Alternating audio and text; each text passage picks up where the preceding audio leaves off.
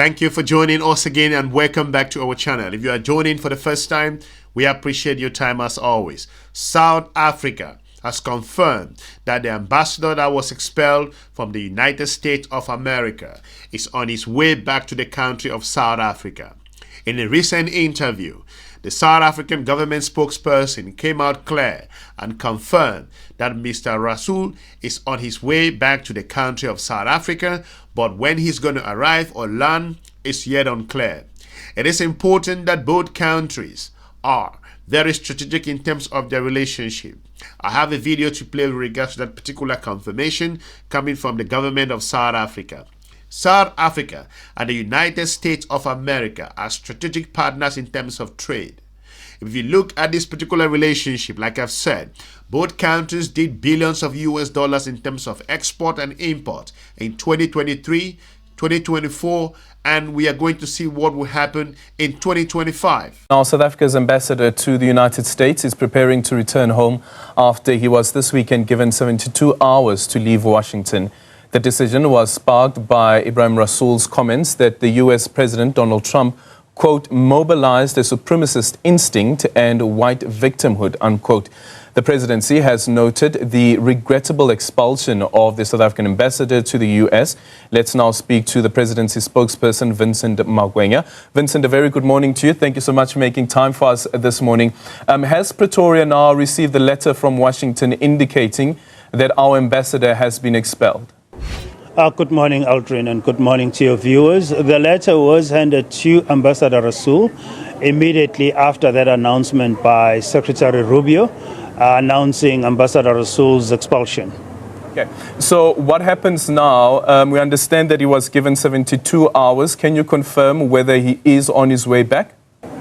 Indeed, he's on his way back to South Africa, and ours now is to focus on how do we move forward with the work that he had already started and that he was spearheading with respect to engaging various levels of the Trump administration. And we will forge ahead with that work because this is an important strategic, political and diplomatic relationship that we want to maintain, that we want to sustain.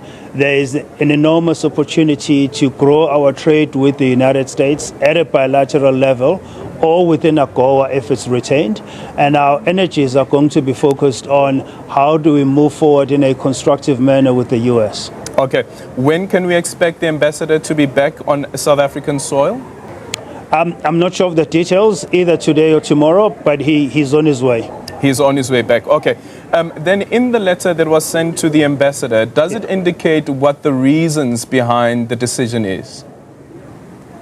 You know, Aldrin, we are at a stage where we've accepted that the U.S. has chosen to exercise its prerogative with respect to expelling the ambassador. We're not going to spend our energies conducting a post-mortem on the reasons and the back and forth. Ours, as I've said, is to focus on how do we move forward. We have an important relationship that we need to maintain, that we need to reset, and that's where we're going to focus. This relation is facing an incredible challenge with regards to partnership in a whole lot of area. South Africa, to an extent, has taken some very unpopular positions that the government of the United States of America, especially under President Trump, that has not sit well with the U.S. administration. However, South Africa's foreign minister has also come out and said that the country will not back down with regards to their particular position that they also believe in. It has happened. We have now to follow all the diplomatic protocols and processes to facilitate the smooth return of Ambassador Rasool to South Africa and work on the transition on this matter. It is also regrettable because he was at a very advanced stage to prepare for the special envoys, to reset the relations and so forth. But we are now where we are. We have to work with what we have, and that is what we'll continue to do because we believe The relationship between the two countries is mutually beneficial. It is strategic. It has to be maintained. Pretoria says it's still keen to engage with Washington, D.C.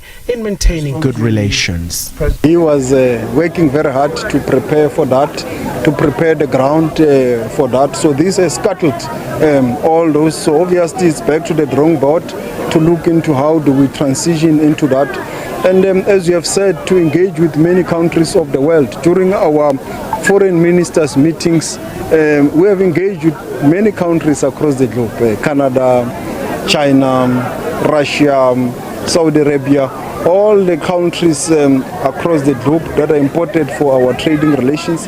We have also seen on Friday, the President has hosted the European Union. We had a summit with the European Union where groundbreaking decisions were made with regards to investment in our country.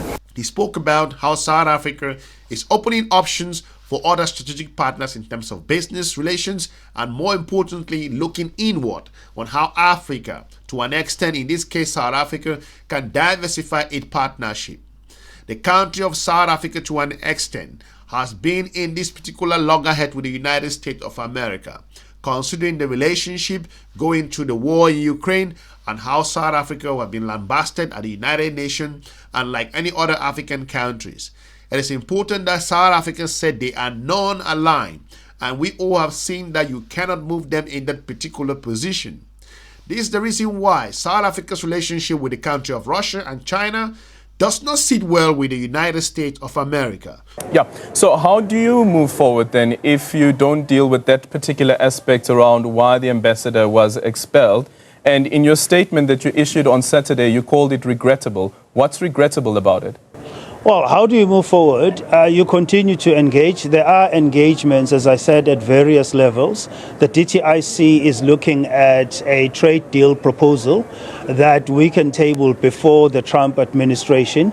We have areas of alignment and convergence between ourselves and the United States, and we would like to focus on those areas and build on them in terms of taking the relationship forward. So not all is lost. The decision has been made by the U.S. We have to accept it. It's their prerogative to do so. Other countries have exercised similar decisions when they feel the need to do so.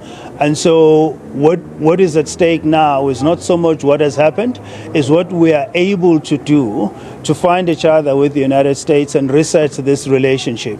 It's a vital relationship from a trade point of view, also from a political and diplomatic point of view.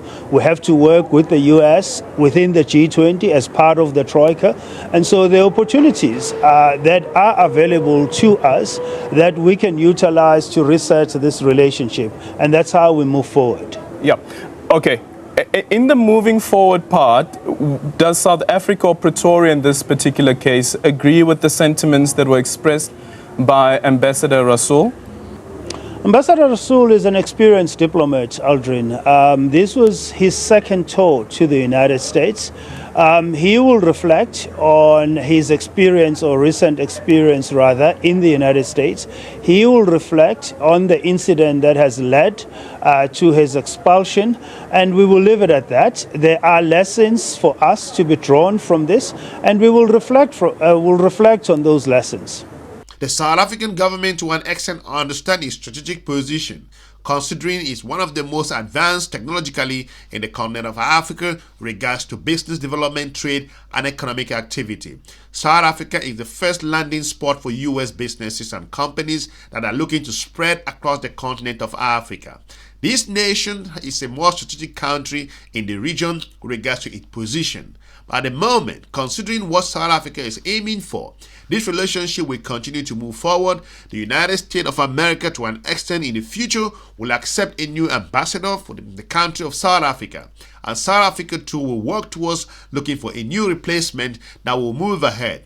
Like the foreign minister said, the former ambassador that was expelled from the United States was working to put the groundwork on how the country of South Africa that's still planning to send a delegation to the United States of America to have bilateral conversation in a lot of areas. Like the foreign minister also talked about, that this relationship at the moment is just something that they cannot just ignore to a certain degree, because these two countries are very important in terms of the relationship. South Africa says US remains one of its key trading partners. The relationship with the US, we think that we still have to continue to engage, open the lines of diplomatic engagements, because as you have said, it's a very important trading partner. About 601 countries invested in our country that are creating more than 100,000 jobs in South Africa. So the relationship has to be handled delicately from both sides, and they are not only we are not only benefiting from American companies, but also the American economy is also benefiting from companies from South Africa invested in the American economy. More than 6,000 jobs that are created by companies from South Africa that are invested in the American economy. So it is important that the relationship is handled with care and with delicacy. It's unfortunate that we are on the receiving end in terms of the tweets that are not helping to mend the relationship. But as South Africa, we think it is strategic. It is important for our for the G20, for the global standing, and also for trade. But we think that we will not compromise on our principles and values that are enshrined in the Constitution, the values of the shared values that we have with the US, including the important imperative that the Constitution says we need to do in terms of transformation for our country. But the United States of America is to an extent ignoring that South Africa is a vital country in the continent of Africa. African countries are observing this particular relationship, how South Africa is engaging the United States. If the United States of America can rough handle the country of South Africa to this extent, why South Africa standing its ground? What about insignificant nations in the continent of Africa in terms of their volumes of trade, their political stability, and their presence in the world? This is a wake-up call for the continent of Africa to sit upright and go closer to partners that will continue to help the continent from a strategic point of view, from a win-win perspective. Okay, but what is the president's view on this? Because the ambassador would serve at the behest of the president. Sure, yes, the ambassador can reflect on what he has said, but what is the person who deployed him saying about what the ambassador has said? The president, as I've said, is now focusing on continuing the work that Ambassador Rasool had started. The president is focusing on ensuring that we reset this relationship. We have to do enough preparatory work on the ground to ensure that when he finally dispatches a delegation to Washington, that delegation is able to engage meaningfully. It's also able to engage over tangible substance, particularly on trade, as well as other areas of concern that the U.S. may have, as well as areas of alignment with respect to various bilateral as well as geopolitical issues. That's where the president's focus is now. All right. Will South Africa be sending a replacement ambassador or acting ambassador? The Department of International Relations and Cooperation is already managing a process to compile a list of recommendations that the President will consider. And there's a great deal of urgency, or rather a sense of urgency, to ensure that we have adequate representation in Washington to carry forward the work that we need done there. Yeah, or just before the expulsion, actually, there's a report on semaphore.com where they say that Ambassador Rasool has been trying to get the ear of the U.S. administration under Donald Trump. He hasn't been successful. They go on to say that a Republican staffer on the Hill said they were not taking any meetings with Rasool after the resurfacing of the alleged past anti-Trump statements. What is South Africa's understanding around why these meetings are not taking place? Well, our understanding is that he was engaging with officials within the White House, and there was a great deal of progress that was being achieved out of those engagements.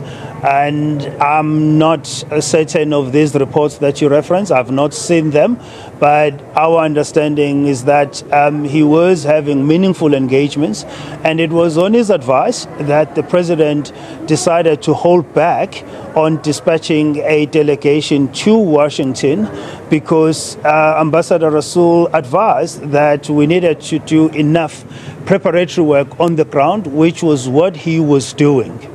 Yeah. Because in that Mapungubwe discussion, in the panel discussion, he said that he was knocking on empty doors or empty rooms. So who has he been meeting? Well, as I said, he was meeting officials within the White House. That was our understanding. And we took his guidance and advice as a senior diplomat on the ground with respect to when that delegation could be dispatched. Adrian, I know you're interested in conducting a detailed postmortem in this issue with respect to the expulsion of the ambassador. That's not our interest, unfortunately, and respectfully. Ours is to focus on resuscitating the relationship. There's a lot at stake here with respect to trade, with respect to a whole lot of other issues, and we need to be measured in our approach, and we need to be constructive. We've already said we will not conduct megaphone diplomacy on this matter, and therefore I will respectfully resist any attempt even out of this discussion for us to end up making the situation or escalating the situation further than what it is already. We have to act responsibly. We have to act in a mature manner. We have to adapt to the current backdrop of conducting diplomacy in Washington, and we have to always act in the best interest of the country. A postmortem on Ambassador Rasool's time in Washington is not helpful. What is helpful is figuring out how do we move forward, and that's what we're currently focusing on. Hopefully, the United States of America and South Africa will go past this ambassadorial issue and scandal and move forward to look for more partnership that will be relevant for both countries. I want to thank you for watching. I will be looking forward to meeting you soon in our next episode. Smash the like button and have a good day. Bye-bye.